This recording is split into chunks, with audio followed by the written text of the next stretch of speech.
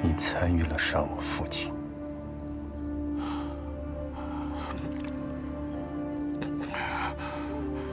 你还救了我的命，这辈子还不了了，下辈子还你。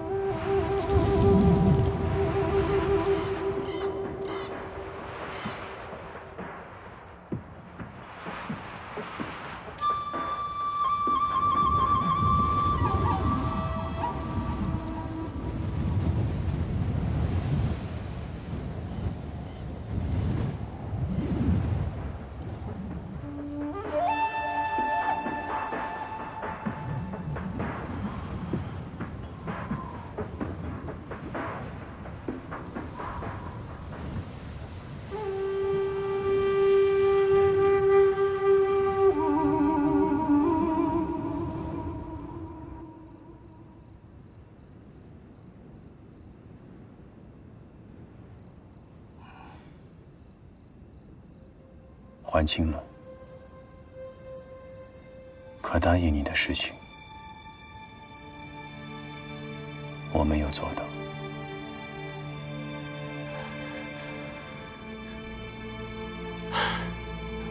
我这一生总被恩仇所困，白头，你不有重蹈覆辙。这世上确实有挺多美的事情，风吹的灯笼，路过的马车，还有小酒铺飘来的酒香。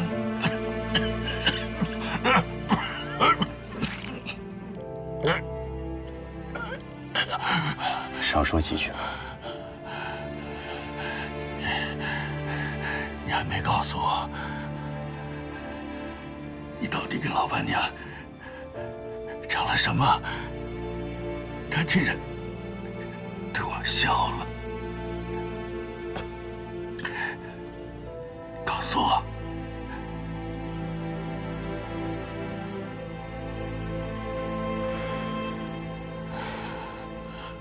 我说，有一种看不见、摸不着的东西，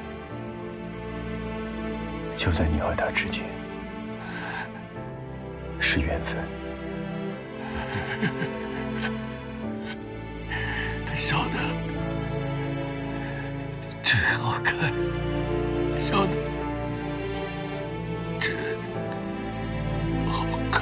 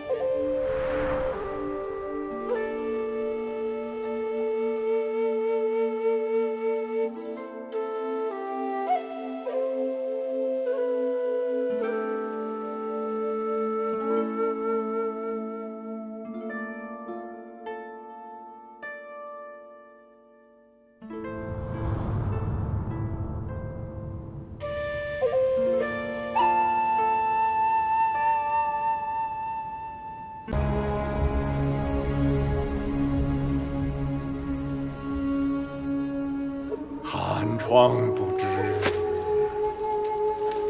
春秋短，转头两鬓已成霜。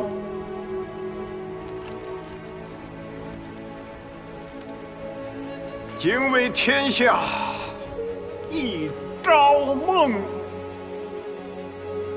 自小胡马大河山。君可无心若妖火，逆臣有意坐明堂。但是请柬为谁住？为谁住啊？长使烧于山桂厅，长使烧于山桂厅。哈哈哈哈哈哈！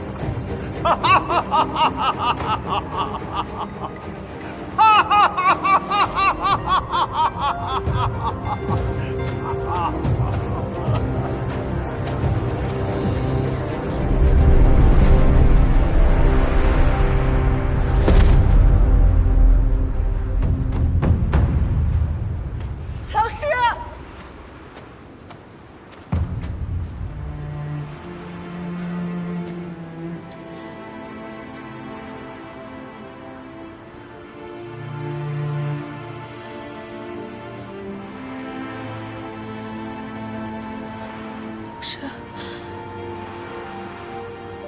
老师，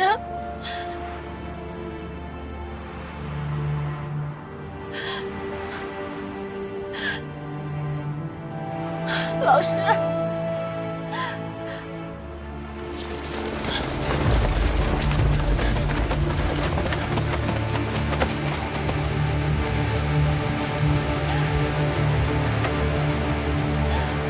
何人守着反贼啊？我是他的学生。老师如今生死长街之上，请容我在此守着，好等京兆尹衙门的人来将他收敛。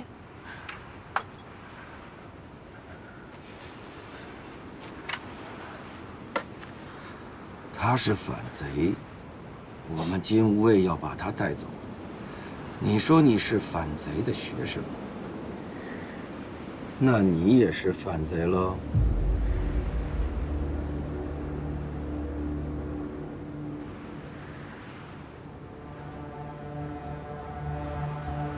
公子，这不关我们的事，请。是不关你们的事。带走！住手！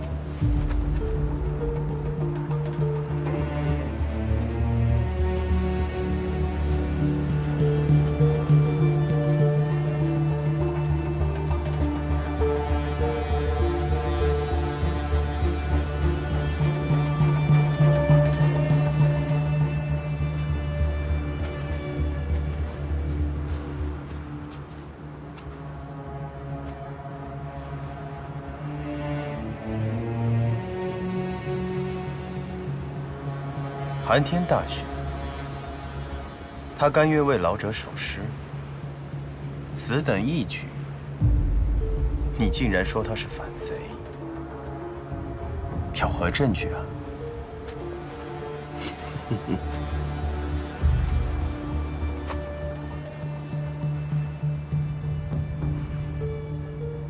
我最讨厌读书人，你是不是想打着灯笼找死？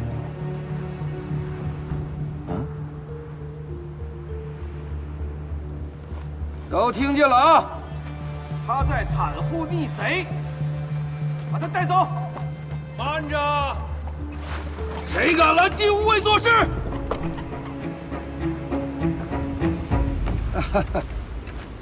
代赵大人，什么风把您给吹来了？你们金吾卫真是胆大包天，什么人都敢来。淮安公子，代赵大人，陛下正在宫里等您呢，请上车吧。寒窗不知春秋短，转头两鬓已成霜。亲为天下一朝梦，醉醒胡马踏河山。君古无心灼妖火，逆臣有意坐明堂，半生清简为谁著？长诗烧与山鬼听。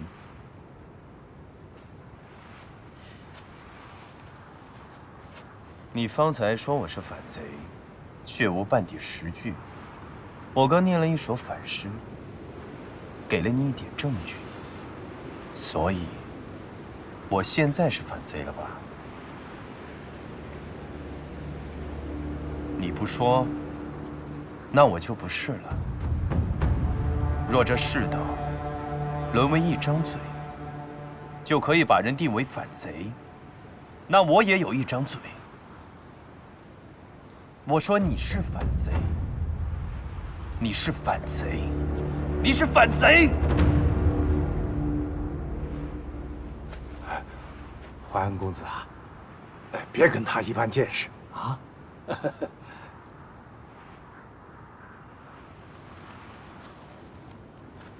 代赵大人，有个不情之请。您说，请不要为难他们。啊，这个好办。快滚！告辞。走。请，请。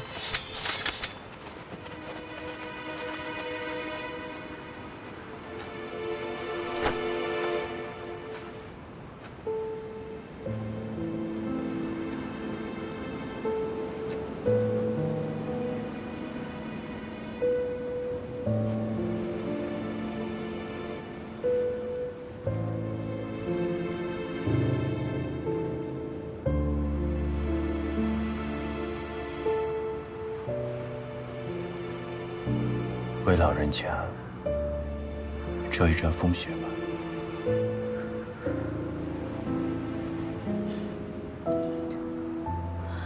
多谢。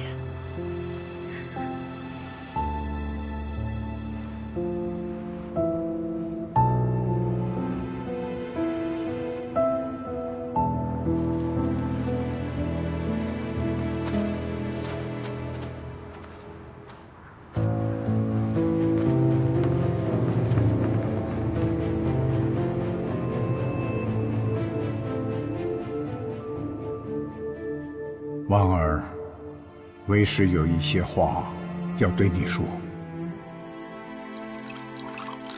诋毁新帝的那篇文章，就是我写的。我本来就是虎贲的人，能够做到现在这个位置，一直是有虎贲在后面扶持的。我所做的一切，都是虎贲为的授意。我一身残躯，物尽其用，他们便把我家人周全。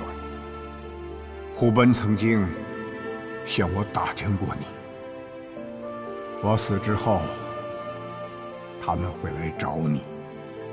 为师只能最后提醒你一句：千万不要违背虎贲啊！你不是还要见家里人吗？想借一切办法活下去。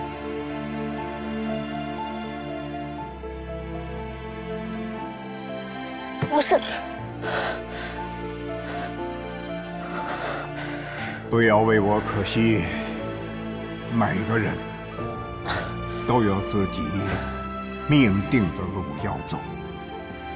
好好睡吧，婉儿。这或许是你睡的最后一个安稳觉了。今晚我会以帝朝老臣的身份，在城门口自尽殉节，向新帝表示不从。燕凤山掌握虎贲，把持朝政多年，萧武阳攻进了长安城，就是怕皇权旁落。如今虎贲虽逼得萧武阳锋芒，但是他还打算在长安城燃一把火，让萧武阳不得安宁。而我就是这里面的一根柴。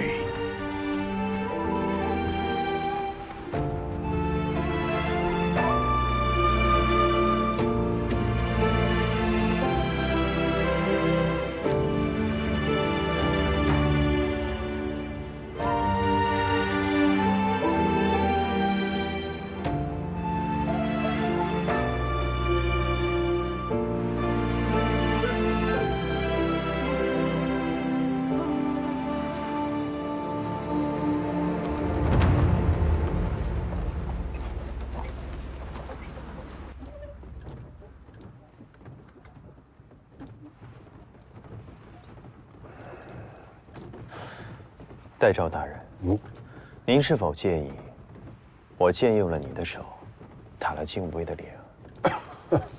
这是哪里话呀？那靖武卫着实可恶。我要羞辱那个校尉，哪怕今日李代诏不在，他日我也会用其他的方法，照样会羞辱他。我办事便是如此。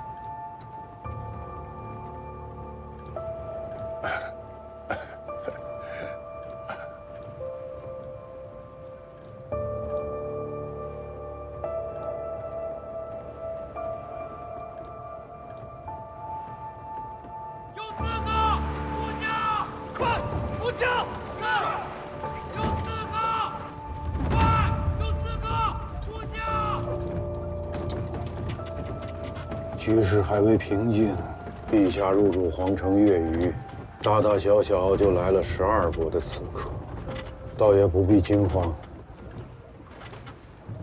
定堂刀下，都是来送人头的。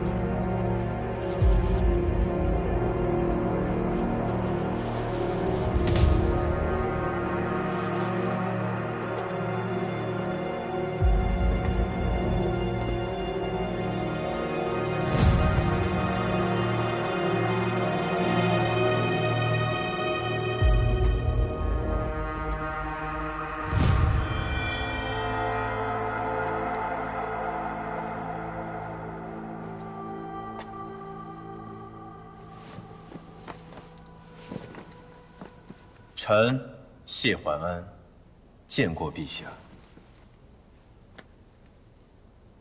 抬起头来。朕问了很多人，谁能在茫茫天地间替朕找一个人？他们向朕举荐了你。朕想亲眼见见你是否堪用。10篇文章。 都是本朝11年的科举答卷，有一篇是朕写的，把它找出来。臣遵旨。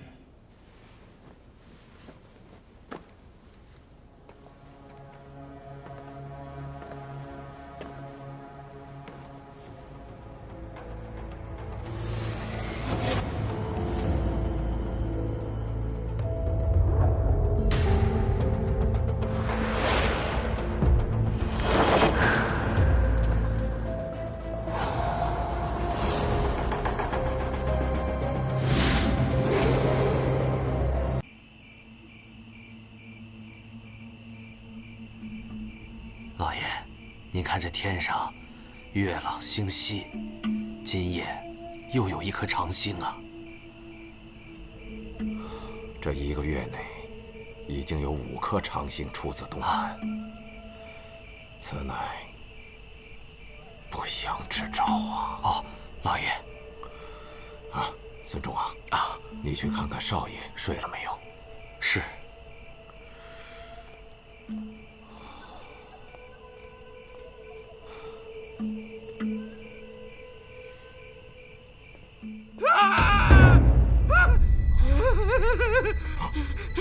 老爷，公子呢？公子，公子，公子。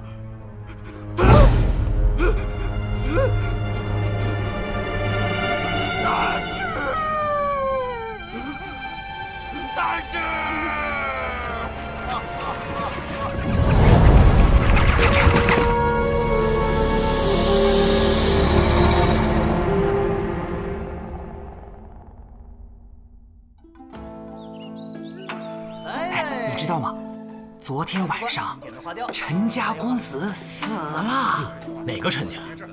药商陈佑昌家。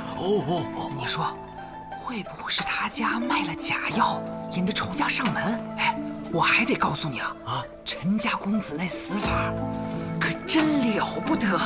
那你可得快说，怎么个了不得法啊？听人说呀，是他自己剖开肚子死在房间里。哎，你等会儿，剖开肚子啊！哎，我看过一本书啊，是蓝宇笑笑生写的《熏怪录》啊，他那个第1篇写的跟你说的一模一样啊，你太神乎了那个。哎呀，吃饱喝足了吧？萨摩呢？慢走。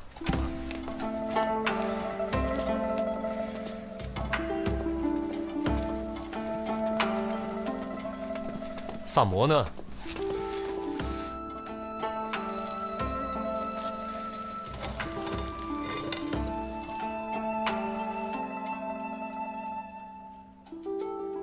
三炮。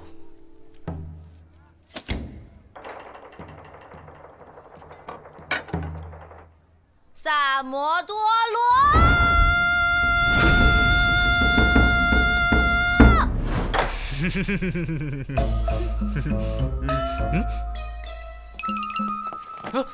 走吧。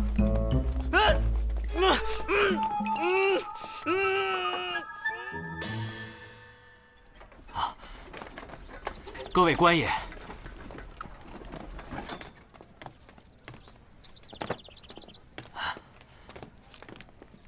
官爷请，请。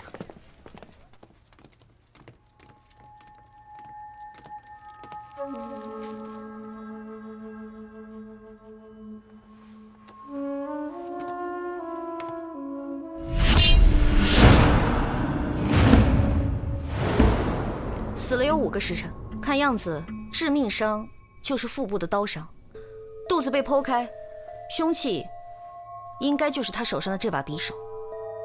这么说，这是自杀呀？若是自杀，用找大理寺吗？据陈友昌所说，死者昨日还说要去蜀地游历，怎么可能当晚就自尽？没错，尸体口张、眼睁、发结松散，他杀的可能性比较大。至于详细的死因，还需要运回大理寺做进一步的检验。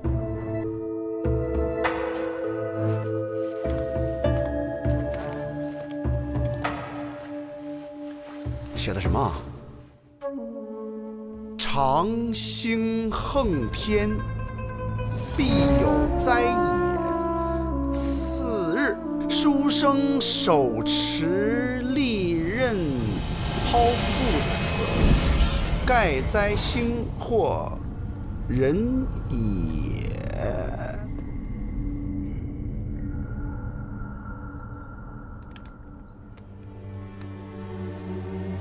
对上了，对上了呀！对上了。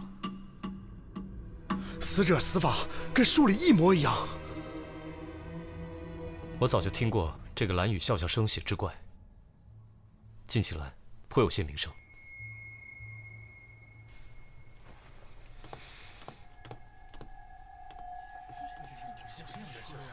第一个发现尸体的人是谁啊？是小的。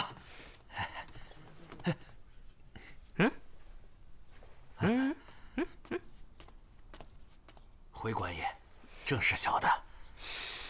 昨天晚上是什么情况？昨夜，我家主人从外面赴宴回来，小的与主人回房歇息，只见一颗斗大的长星从东南划过。挑重点的说。啊，回官爷，我家主人好像知道有什么事情要发生一样，叫小的去少爷房间看看少爷睡下没有。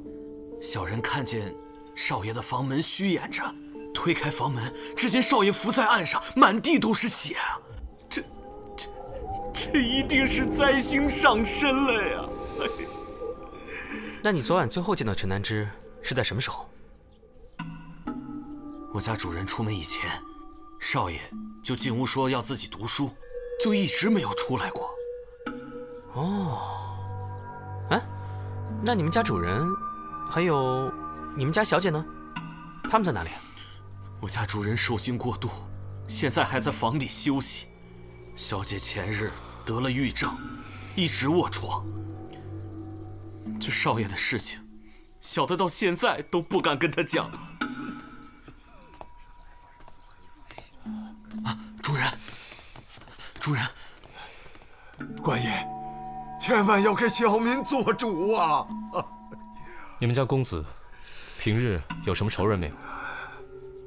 南芝平日就不爱打理生意，交往的也都是些书生。要说仇人，最多也就是诗文上纷争罢了。我看陈南之桌上放了一册《凶怪录》，你之前可曾见他读过此书？小民以为，志怪传奇都是些不入流的东西。况且这神神鬼鬼不好招惹，所以往日都不许南芝沾染这些东西。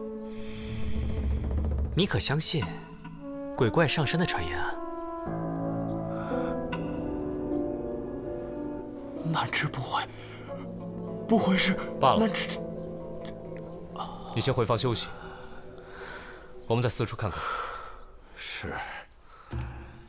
孙仲，留下来好好招呼几位官爷。是，主人。那边那位书生打扮的人是谁啊？哦，那位是小姐的教书先生，姓柳。柳先生，请您过来一下。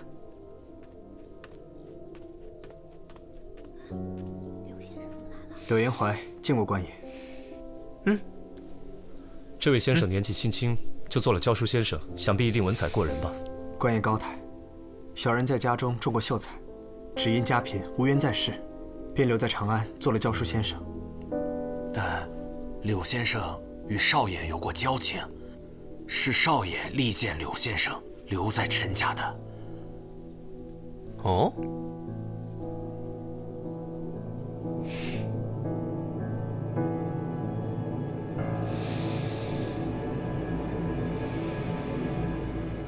凶怪录，城中最热的，看一看啦！凶怪录，城中最热的。哎，老板，这本书很火吗？那还用说吗？陈家公子一死，今儿早上卖了100多本了。哦，这个蓝雨笑笑生是何方神圣？这个蓝雨笑笑生可是个神人呐，笔法简洁锋利，故事曲折骇人。最重要的是，没人知道他是谁。哎，我都说这么半天了，几位不来一本吗？既然有了，那再看看别的。这书哪里印的？扉页上写着无涯书局。走，到无涯书局玩玩去。这是今天整理出来的系列，一共5篇，您看一下。来人！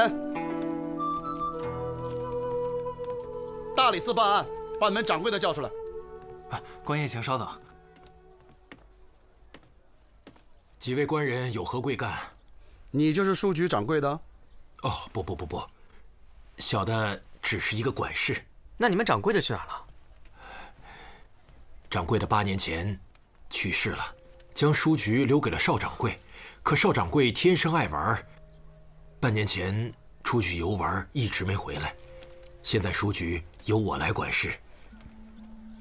可听说要伤陈家公子之死？哦，有所耳闻。那你可知道，陈公子的死法和你书局印的《凶怪录》中一则志怪故事一模一样？小的明白几位官人的来意，只是书局只负责挑选和售书，蓝雨笑笑生与书局之间向来只是书信联系，从无当面往来，从无接触。官人们如果想接着查案，可以去风华楼问问。那几个写传奇和戏本的书生，都爱在风华楼谈天切磋。小的这边忙不开，先行告退。三炮，萨摩呢？啊，不知道啊，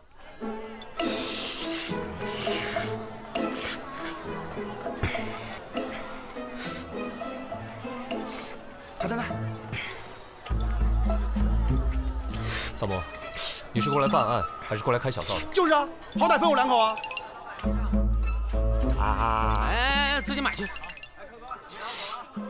找才子学搓这种事情，你们俩去干不就行了？等我吃完这碗面呢，我去看看双叶验尸验的怎么样，然后就叫他上店里吃饭。吃饭？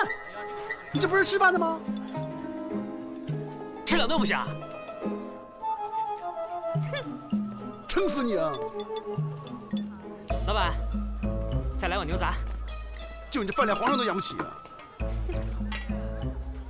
哎，谢谢啊。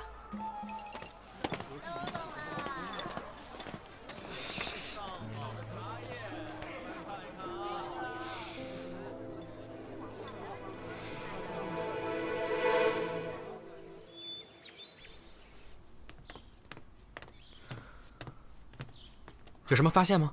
我已经检查过了，致命伤就是腹部的刀伤，但是，它是什么？如果是自残的话，会因为腹痛，入刀口深，出刀口浅；但如果是他杀的话，配合一下呀，他就会拼命的挣扎，伤口必然是深浅不一。可是这具尸体上的伤口也未免太过平整了。那会不会是他死之前被迷晕了？正在做检测呢。稍安勿躁啊。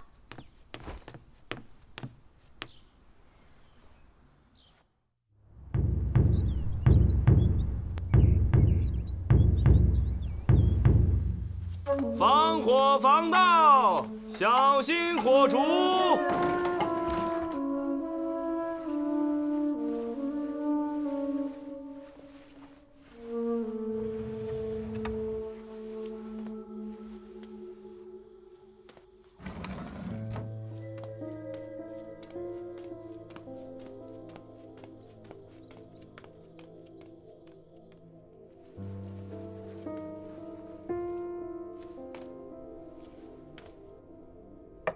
娘子，是我。快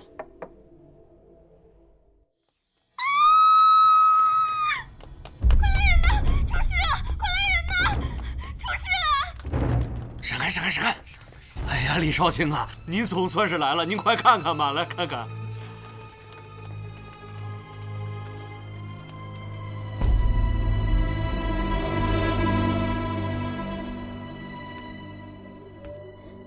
早上我来服侍我家小姐吃药，可是她好像没气了。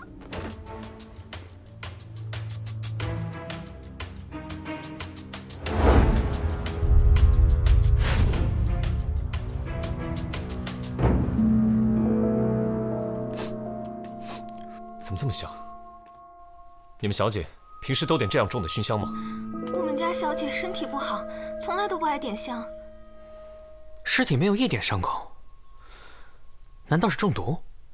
哎呀，到底是谁对小姐下如此狠手啊？哎呀！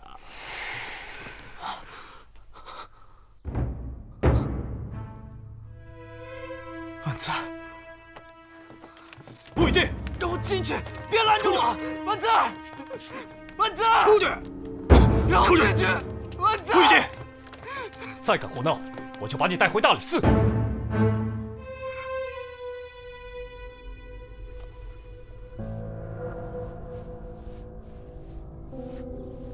有女子夜难寐，行至院中，遇疑男子俊朗有异香，情生随好合。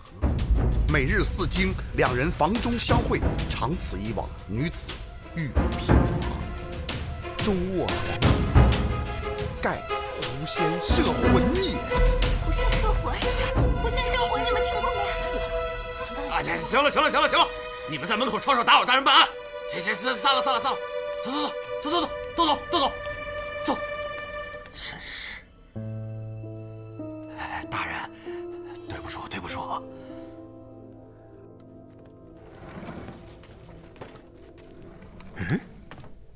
大人，这间就是柳先生的房间。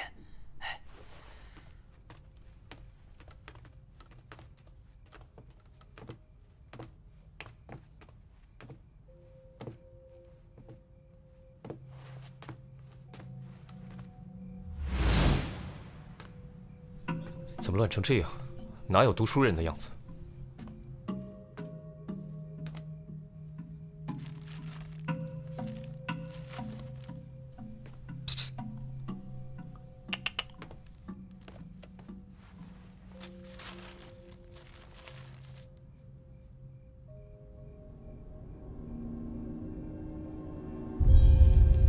那小子果然有问题。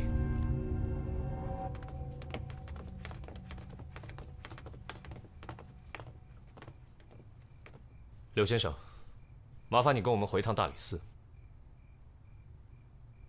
我们在你房间里找出了凶怪录的草稿，不管怎么说，你都脱不了干系。你们是怀疑小生是凶手了吗？柳先生，我们是不是应该叫你蓝雨笑笑生啊？哎呀，得亏啊，抓到了这个蓝笑笑啊，不是蓝雨笑笑生，要不然啊，他还躲在府里，多危险啊！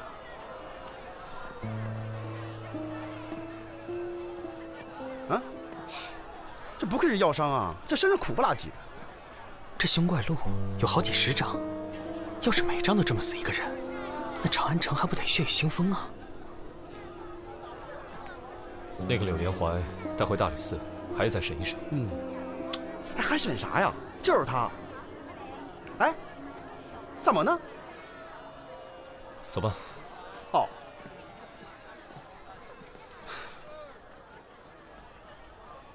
请，1日3次，按时服药啊。好，谢谢老板。行，慢走啊。哎，老板，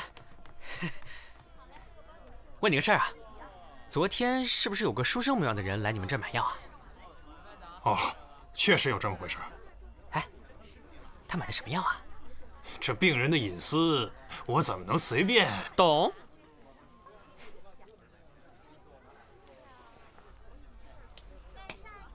可以讲了吗？哎，不瞒你说呀，那个书生买的是……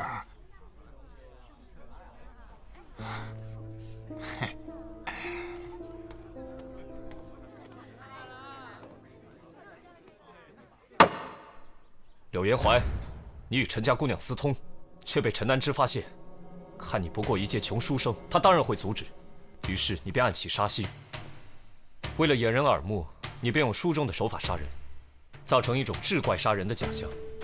但你没有料到的是，陈家姑娘发现了你的秘密，所以你只能将她一同杀害。这凶怪录是抄自你的戏本，还有谁会比你更清楚里面的作案手法？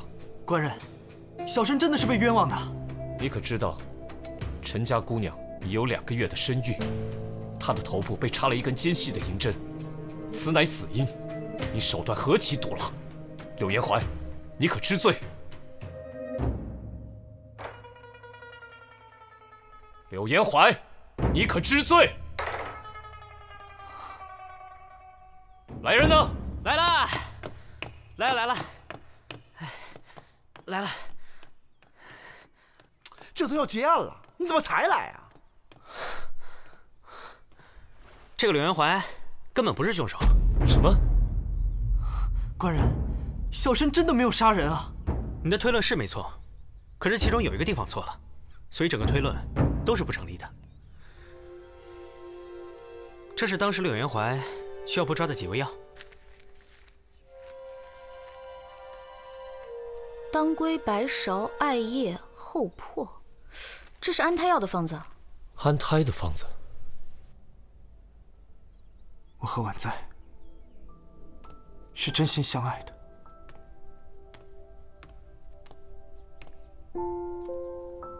昨日我见你从张家药堂出来，就觉得好生奇怪。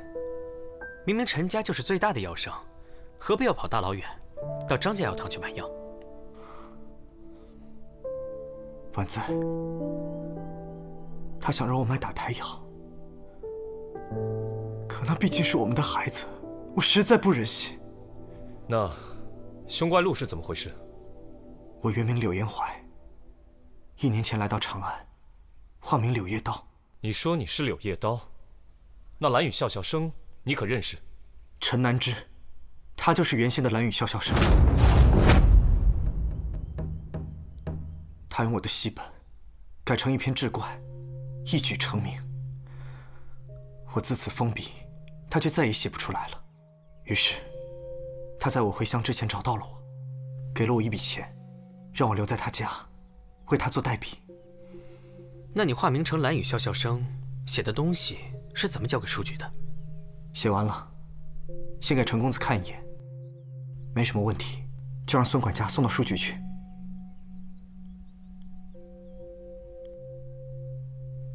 我从未听过有人愿意为剽窃自己作品的人代写。小生自然是有难言之隐，家母病重，急需用钱。我原先对他是心怀怨恨，可我与婉在情投意合，便不再计较这些陈年旧事了。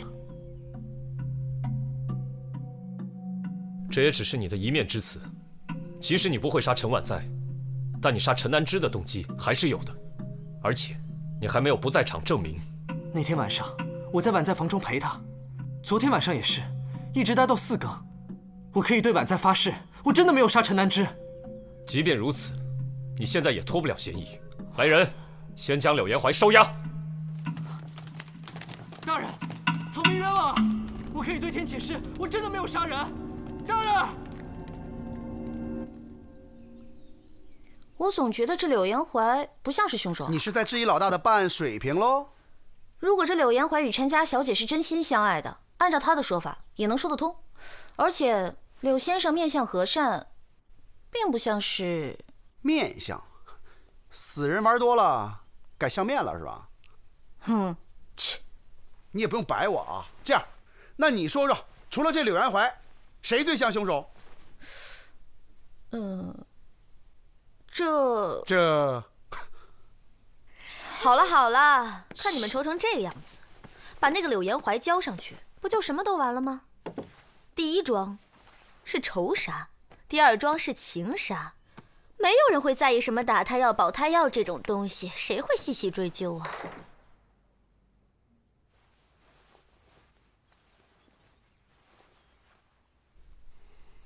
动机是什么呢？谁会希望这2个人都死呢？如果这柳延怀不是凶手，那么这2天我们被真正的作案者在牵着鼻子走，以为这个写凶怪录的人和这个案子有脱不了的关系。这凶怪录依然很关键。假设柳延怀是清白的，那么凶手能够用凶怪录去诬陷他，说明凶手知道他在写凶怪录。还有，柳延怀说昨晚他在陈婉在房间直到4更，所以凶手是知道他是何时回房的。所以我觉得凶手就在陈家。还有另外一种可能，就是跟凶怪录有关，也有可能是乌鸦书局的人。哎，思念啊，你认不认识乌鸦书局的老板？你帮忙打听一下呗。